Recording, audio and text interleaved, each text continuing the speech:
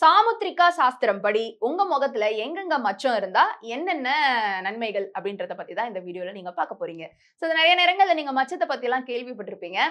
இந்தந்த பாயிண்ட்ல மச்சம் இருந்தது அப்படின்னா இந்தந்த விஷயங்கள்ல அவங்களுடைய கேரக்டர் வைஸோ இல்ல உங்க லைஃபோ இருக்கும் அப்படின்ற மாதிரிலாம் சின்ன வயசுல எல்லாம் நம்ம நிறைய வந்து பார்த்திருப்போம், படிச்சிருப்போம். சோ சாமுத்திரிக சாஸ்திரம் அதுக்கு பேரு தான் அப்படின்னு சொல்லப்படுது. அதன்படி மச்சங்கள் முகத்துல மட்டும் நம்ம பார்க்க போறோம். எங்கெங்க இருந்துச்சுன்னா என்னென்ன நாடியில மச்சம் இருக்கு. அதாவது இந்த இடத்துல ஏதாவது ஒரு இடத்துல வந்து உங்களுக்கு மச்சம் இருக்கு அப்படின்னா நீங்க ரொம்ப அழகானவர் அண்ட் ஆல்சோ அன்பானவர் அப்படின்னு சொல்றாங்க. நீங்க ஒரு வெற்றிகரமான மற்றும் சமநிலையான ஒரு வாழ்க்கையை வந்து நடத்துவீங்களாம். சோ பயணம் செய்யறதுல வந்து உங்களுக்கு இயற்கையாகவே ஒரு ஆர்வம் இருக்கும். அதை நீங்க ஃபாலோ பண்ணுவீங்க அப்படின்னு சொல்றாங்க. உங்க வாழ்க்கையை வளப்படுத்தக்கூடிய மக்களை தான் நீங்க எப்பவுமே தேடுவீங்களாம். சோ இந்த இடத்துல மச்சம் அப்படின்னு வரும்பொழுது இடது பக்கத்துல இருந்துச்சுன்னா நீங்க ரொம்ப நேர்மையானவங்களா, வலது பக்கத்துல இருந்துச்சுன்னா ராஜதந்திரம் உங்களுக்கு நிறைய இருக்கும் அப்படின்னு அர்த்தமா. இரண்டாவதா உதட்டுல மச்சம் இருக்கிறவங்க.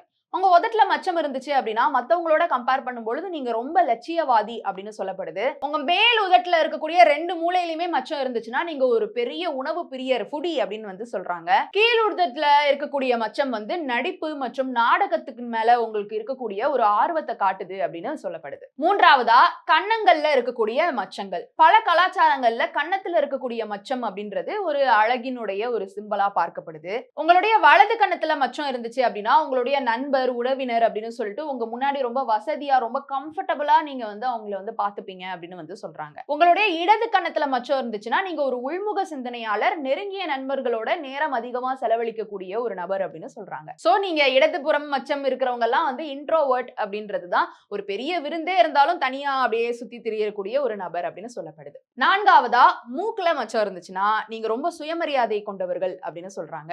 மூக்கினுடைய நுனியில மச்சம் இருக்குதுன்னா உங்களுக்கு ரொம்ப எரிச்சல் வரும் அப்படின்னு அர்த்தமா. வலது பக்கம், மூக்கினுடைய வலது பக்கம்ல மச்சம் இருந்துச்சுன்னா ரொம்ப நீங்க உணர்ச்சி வசப்படக்கூடியவங்களா, இடது பக்கத்துல மச்சம் இருந்துச்சுன்னா ரொம்ப போராடக்கூடிய ஒரு நபர் அப்படின்னு சொல்றாங்க. அதாவது அந்த போராட்டம் அப்படின்ற ஒரு ஆட்டிடியூட் இருக்கக்கூடிய நபர். ஐந்தாவதா நெற்றியில இருக்கக்கூடிய மச்சம். நெற்றியில மச்சம் இருந்துச்சுன்னா படைப்பாற்றல், புத்திசாலித்தனம் இது எல்லாத்தையுமே குறிப்பிடுது. இடதுபுறத்துல மச்சம் இருந்துச்சுன்னா உங்களுக்கு எதிர்பாராத திருமணம் நடக்குமா, வணிகத்துல வந்து ஏதாவது இடையூறு இதெல்லாம் வந்து குறிப்பிடுது அப்படின்னு சொல்றாங்க. அதாவது அவங்களுடைய லைஃப்ல இந்த மாதிரியான விஷயங்கள் நடக்கும் அப்படின்னு. வலது பக்கத்துல மச்சம் இருந்துச்சுன்னா எதிர்பாராத விதமா பண வரவு வந்து தேடி வரும். அது த்ரூ அவுட் வருமா இல்ல அப்பப்போ வருமா இதெல்லாம் தெரியல.